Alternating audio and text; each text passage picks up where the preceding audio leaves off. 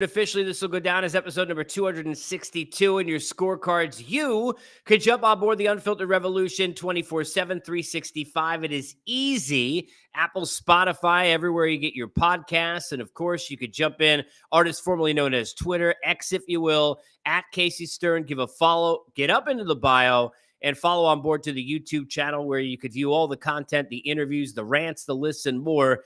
261 now into 262 episodes deep into the podcast.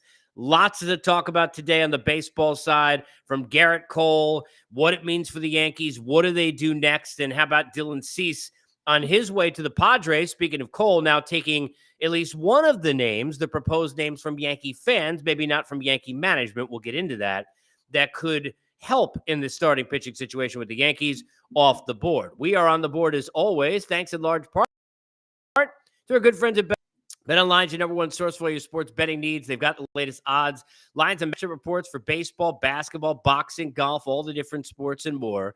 They continue to be the fastest and easiest way to get all your wagers, live betting, favorite casino, and card games. They're all available to play right now, right from your phone. So head over to the website, get on your mobile device today, and get in on all the action. Remember to use the promo code BELIEVE. It's BLEAV. It'll get you a 50% bonus on your welcome deposit, and we start here right now on Unfiltered, getting into the situation with the Yankees.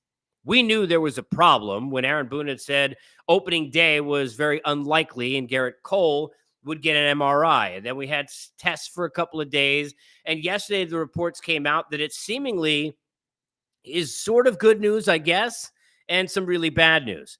That he might be able to avoid surgery on the elbow, but that it looks like he's shut down at least for a month or two, and a visit to Dr. Elatrosh, which already is in path to Los Angeles. We know that. Thank you, TMZ and other reporters trying to attack poor Garrett Cole at the airport if this news wasn't bad enough. And as if he can't be cranky enough, certainly this is not a situation where you want to be bombarded by reporters. As Garrett Cole now facing more conversations and more diagnoses to determine how long he'll be out. But we've got to say a couple of things. Number one, we don't know how long it's going to be. The idea that it's just going to be a month or two is, I mean, that's ridiculous because we have no clue. And then the other part is it's at least a month or two. And then when he comes back, what version is there? And is he going to feel more discomfort? And if they try to avoid surgery, does he have to have surgery? None of us have, the medical backgrounds to understand exactly what's going to happen. And we're not looking at Garrett Cole's elbow, but this is bad. And it's bad for a Yankee team that is under a ton of pressure this year to win. I said this yesterday, but this team is always under pressure to win because they're the Yankees. And that's how you want to talk about if George was still around, and that conversation always happens in New York and has now for many years. These aren't your Yankees that you grew up with. They're not the Yankees that I grew up with, where everybody in my family except me a Yankee fan, and all I had to deal with following the Mets was always watching the Mets never spend the amount of money, never go to that umpteenth level, never push that pedal down the way George would, the way the Yankees would, because they felt like they had to win. Well, this team has lost a lot. They've disappointed a lot. And there were people who, whether you think it's right or wrong, thought that Booney should go or thought that Brian Cashman should go. Both are still there. They had a lot of conversations and seemingly made a lot of statements about all they thought they could do this year. And then they backed it up with a huge deal, getting one of the best players on earth in Juan Soto, who has looked again like a world beater in spring training and heads into a season where he might take a Juan Soto monster year and take it to even another level heading into free agency. But you have no guarantee you have Juan Soto after this year. You have no guarantee that he's going to stay on your team. You've got the Mets in New York, among other teams, who are going to be in on him, giving him $500 million or whatever it's going to be to try and get him in play because of his age, where he is in his career, and just how dynamically good this guy is at the plate day in and day out throughout the course of a baseball season. If you're going to go get Juan Soto, and I love that deal, and you're going to make that trade, and you're going to say, hey, look, we are going after it. Prospects are cool. Parades are cooler, as I said years ago. If you're going to do all of that, you don't do that to then punt the season, and you don't do that to then say, well, we'll kind of play it as it lies.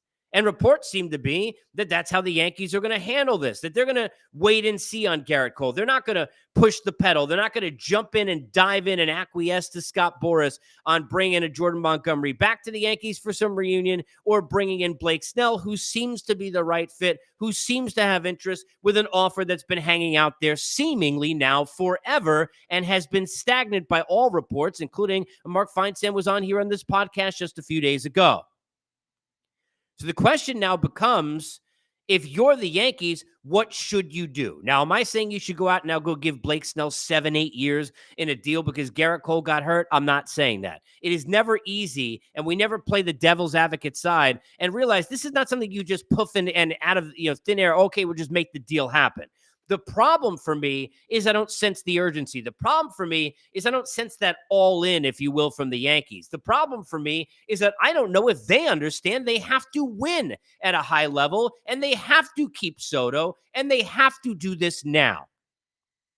They've been beaten time and time again in the postseason when they've gotten there and have looked awful and never been good enough and couldn't hit, and now they helped out the lineup, right? But this pitching staff has questions in it. We don't know what we're getting all year out of Nestor Cortez and how nasty or healthy it's going to be. And the same thing for Carlos Rodon. I like the Stroman move. All these things add great depth to a rotation that has a Garrett Cole at the front. But now you've got a serious scenario where he may not be at the front. Who knows? 1 month, 2 months, the All-Star break, the whole season. We don't know. This is an at least. He's not going to go to Dr. Elitrash and all of a sudden, well, we thought it was a month or two, but now Garrett Cole coming back in 15 days. You know that's not going to happen. We all hope that's the case because you don't wish for anybody to get injured. But I think we all know that's not going to happen. I think we're all sitting there looking at it saying, well, this seems like one of those scenarios where there's a very good chance this could last the whole year. And you got to strike now. You are already in spring training. A couple of days ago when I had Jim Duquette on, I was talking to him, if you go back and listen to that pod, but a GM's perspective about how difficult it is because we don't think about this. For whatever you simulate and they're getting their bodies ready and all the things that agents and players say, it is difficult for players to get ready in the same exact way when they're not at camp, when they're doing it privately, than they would when they're doing it in your camp. Working with your catchers for the first time, going through, your routines for the first time, you learning them, the catchers and the staff and the pitching coach and everybody, understanding what makes them tick and how they work and what they need and what pitches they throw, all of that. You cannot simulate those sorts of things. So it is difficult when you're not in camp. And that's another thing that is an issue in all of this. That these guys first got to now get to a camp and then start to work their way in back to you, babe, on the field when we're sitting there now a couple of weeks away from the open of the season. The Yankees have got to push the pedal. They don't have a choice. Yeah, in a funnel, grand scheme of things, you sit there, do I want to overpay for Blake Snell? Am I concerned about the years and all that stuff? Sure you are. Do I want to do this with Montgomery? All of those things make a lot of sense. And I like to say all the time, my cousin Vinny, they hold water. But they don't hold water when desperate times are desperate measures. And that's what you have here. If you're the Yankees, you better be desperate to win. You're already in a division where the Orioles are better than you. The Jays might be better than you. You're not as good as Houston. You're not as good as Texas. And you're certainly not those things if you don't have Garrett Cole. You already had questions in the rotation and the depth of the rotation with Garrett Cole in it. And he's the best pitcher in the American League going right now. Your thoughts, comments, let me know along the way. Yankee fans, YouTube, pop on board on X or Twitter. Let me know in there as well. Speaking of best in the American League, Dylan Cease was the second best in the American League just a couple of years ago, down year last year, and now prospects going one way, and hopefully cooler things will prevail than what happened last season for the Padres as Dylan Cease enters the rotation now that lost a Blake Snell and still has a Musgrove and a Darvish and former Yankee, and that Soto deal Michael King, among others. Thorpe, who had gone originally, obviously Drew Thorpe in that deal from the Yankees, 60th overall, I think, in the top 100. And the number 4 Padres prospect in here as well, Jairo Uriarte, Sam Zavala. There are Steven Wilson. There are some names here, obviously with Thorpe at the front, who look terrific in spring training, by the way, and has nasty, nasty stuff.